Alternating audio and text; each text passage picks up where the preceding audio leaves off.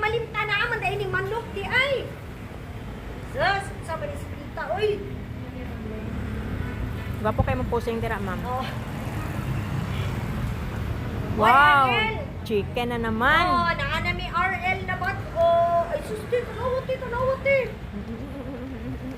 Oh, ibutang lang ni tita kasi ma-chapter na po akong kamot. Oh, dali na oh. Hey, ano na oh. Yes.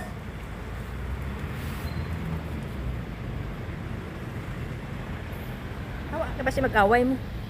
Mag-away na sila, te. Ay. Wala, te, tingala siya, te, bakasan ako ikaunod, kaya naka pa may isa. Kuwaasan ni Bian, be. Bian, basi mag-away sila ba? Wala siya, tita. Wala, te, Kuha te. Mag-isod siya, bakit? Basi kumawa siya, te. Wala na. Siya makaluon sa ito ako niya, kada ako kanong isa. Banati lang ka. Uy, RL, imo ba na tanan? Iring. Okay, kaya wala naman si RL. Tuwa na sa shelter ni Ma'am Sonia. So, naami bagong RL. Panganda na mo siya. Kung inyo siyang tanawon, look-alike kayo ni RL. Kasi, mo ni iyang nawawalang kapatid. Kano? Mao jud. Tanawa. O, te, anak ba yung magkaon si RL, te? Gani. Anak ba siya magkaon, te, o? Ginauyatan niya. Wala, murag yung si RL, te, oy. Parang Uy, sila RL, no. nag-reincarnate ka?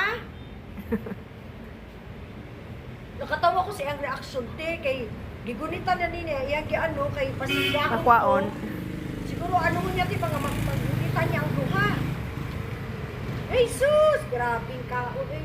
Di ba ka na si RL magkaon, te? Gentle ya si RL. Kwaon niya sa imong kamot nga hinay. And of course, ladies and gentlemen, pasig nakalimot na mo, of course, nakalimot na mo bisitahon ng RL Bodega. So, ipakita, te.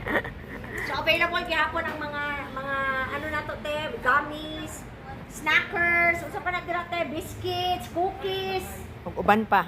o uban pa. So, visit lang mo diri sa may Huna subdivision ba nito?